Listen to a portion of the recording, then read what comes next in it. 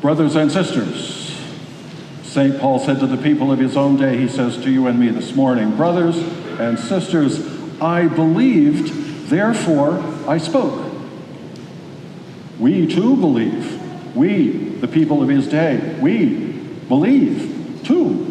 And therefore we speak, knowing, believing that the Father who raised Jesus will raise us also with Jesus and place us in the Father's presence. I believed, and therefore I spoke. We believe, and therefore we speak. What do you believe? What do I believe? We have to know how to speak of our faith. In Thessalonians, St. Paul says we have to be ready to give an accounting of our faith. You may know that I arrived here 6 years ago from Ann Arbor, Michigan. I was the pastor of the parish there, and in that place, our parish church was on an intersection, so the church is on one side, the office building is on the opposite street, and then there was a parking structure next to the office building. And one day, I used to park in the parking structure. So one day I was going home. I had my black suit on, my collar, the whole thing. When I drove my car out, I got to the place where there was a young man. I had to give my ticket and my money. So I gave my ticket and my money. He gave me a ticket back, my change. And then he said to me,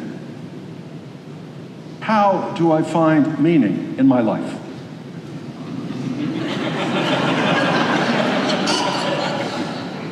Well, I don't quite know what I said. I said something, and I said, that's my office right over there if you want to come by and talk to me. And he never did, I'm sorry to say. But this experience reminded me that I and you may need what's called an elevator speech. So the next day when I was going home, I walked into the parking structure, and then I was on the first level, the ground level, and my car was on the 5th level. So I timed how long it took the elevator to get to the 5th level. The answer was 11 seconds. That means you and I need an elevator speech that's 10, 11, 12 seconds. Why? Because as often as not, that's all we've got. And so then the question is, how do you and I distill our experience of being Catholic, of being the people of God, of being followers of Jesus, readers of Scripture, and so how do we distill that into 11 seconds? Now, if there weren't quite so many of us here today, and if it weren't Mass, I'd give some of you a chance to volunteer to tell us your elevator speech. I am convinced any number of you have wonderful elevator speeches. I just encourage all of you, and myself, of course, to keep working on this question of how do I explain my faith to someone else who may well be antagonistic or not, and do so in a way that is not antagonistic, no, but that indeed is inviting of them to suspend their own disbelief and enter into a questioning about what might my statement mean for them. So, I invite you now just to take just a moment in silence. I'll tell you my elevator speech in a minute. But before that, I invite you, in a bit of silence, to say to yourself, what's my elevator speech? Say it to yourself.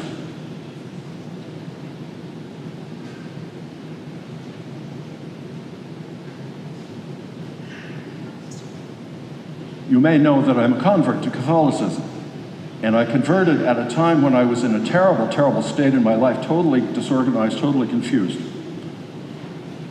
And so my conversion process involved talking to a priest at St. Matthew's Cathedral, reading some scripture, learning to pray, learning about Jesus saying the rosary, and so on. But the key dynamic in my conversion process was going to Mass. First on Sundays, then every Sunday, then once a week, daily Mass, twice a week, then 3 or 4 times a week. Why? Because every time I went to Mass, or to say it more precisely, every time I went and experienced the Eucharist, more accurately, Jesus present in the Eucharist, something in my heart opened. Something in my heart gained a bit of peacefulness, gained a bit of hopefulness that I had not had before. The hopefulness, the peacefulness were coming in the context of my profound distress, my profound discouragement, my sense that I am totally and hopelessly lost. So this was good news indeed. And it was an ultimate experience of Jesus present in the Eucharist that was my conversion moment. So my elevator speech is something like, I was totally lost. I ended up going to Mass. There he was. Suddenly, my life had hope, and my life had meaning, and my life had direction. I should have warned you. You could have timed that. But you see what I mean? We got to come to the essence of what we believe and why we believe it. Now, it's crucially important as we talk about Jesus in the Eucharist, the real presence of the Eucharist, so on and so on, that we remember the Eucharist is not a thing. The real presence is not just a doctrine which is a bunch of words. The real presence of Jesus is a real presence in the entirety of our lives all the time. Jesus remains, he dwells, he abides in us. And then we gather here to give him thanks and praise, to ask for his help, to hear his promises in Scripture. And he becomes specially and uniquely and intensely present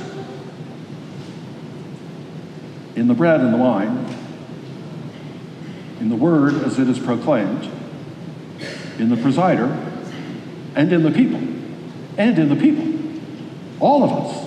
This is the real presence. It's a dynamic reality in which you and I get to live.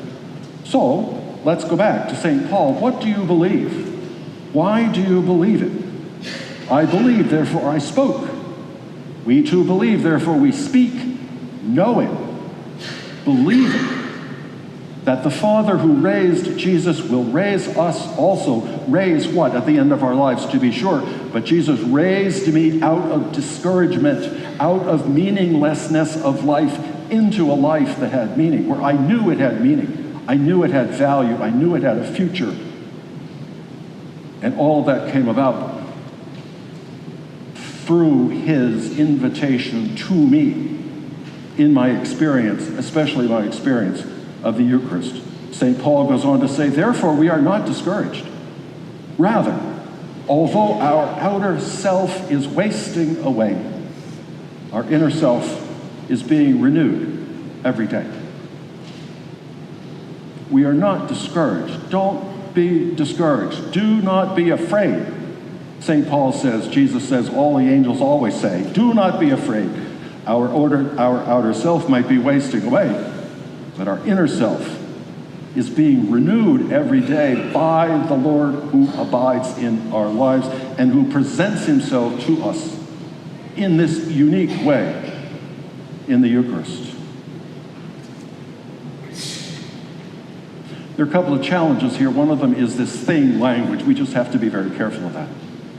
Another challenge is, you may know that the bishops of this country are sponsoring a national Eucharistic pilgrimage and conference and so on to invite Catholics into a deeper sense of this sense of Jesus present in the Eucharist. And you and I get to participate in that. You and I get to participate in that. Will we participate? I don't have clarity on this. The news reports are inconsistent, but I think just either yesterday or a couple of weeks ago, that conference came through here. A big pilgrimage parade. Inviting us into this deeper sense of things. But you know and I know there's a serious challenge here to all of us that we're actually becoming two churches. There's one church that does these pilgrimages, and then there's all of us doing whatever it is we all do. It's one church. We have to be one church. We can't be divided. And where's the place where we find union, where we find unity? Jesus himself. Jesus is himself actually really present and active in your life, my life, the life of faithful Catholics everywhere, inviting us to spread this word to all the people around us. There's another major challenge, and we hear it in today's gospel.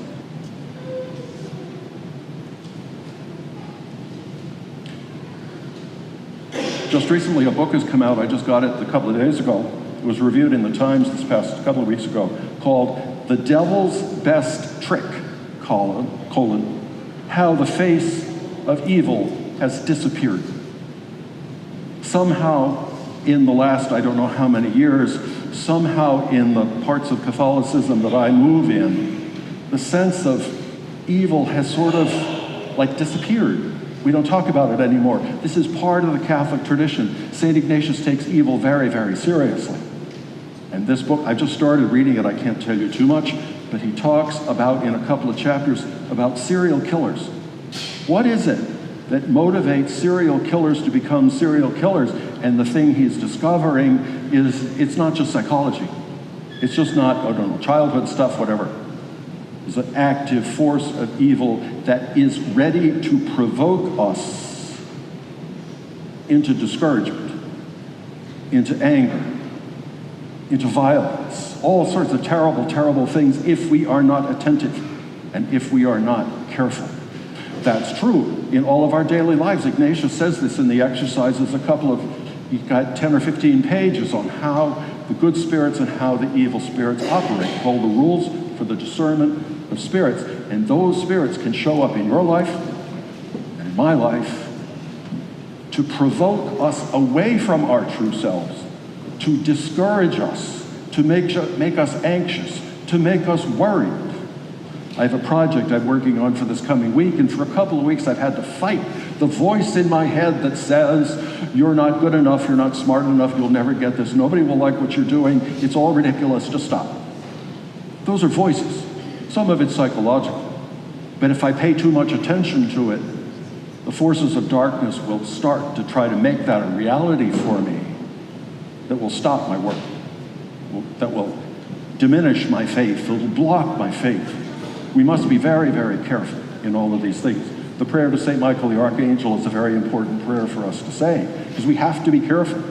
We have to be careful for our sake, for the sake of our parish, for the sake of our church, for the sake of our country, and so on. So, St. Paul says to you and me this morning, what does he say? I believe, therefore I spoke. We too believe. What do you believe? As you know what you believe, do you speak it to people who might ask, to people who might not ask?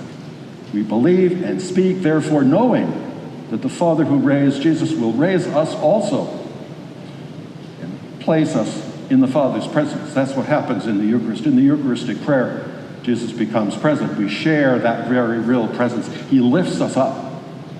He heals our wounds. He heals our hurts. And then he sends us out to tell this good news to all the world. So St. Paul invites you, I invite you, Mother Church invites you, the Lord himself invites you and me to be reflective on these matters this morning. I just invite you to take a moment now in silence. What do you believe? We're about to profess our faith. What do you believe? What do I believe? And after that little bit of silence, I will invite you to stand and we'll profess our faith together.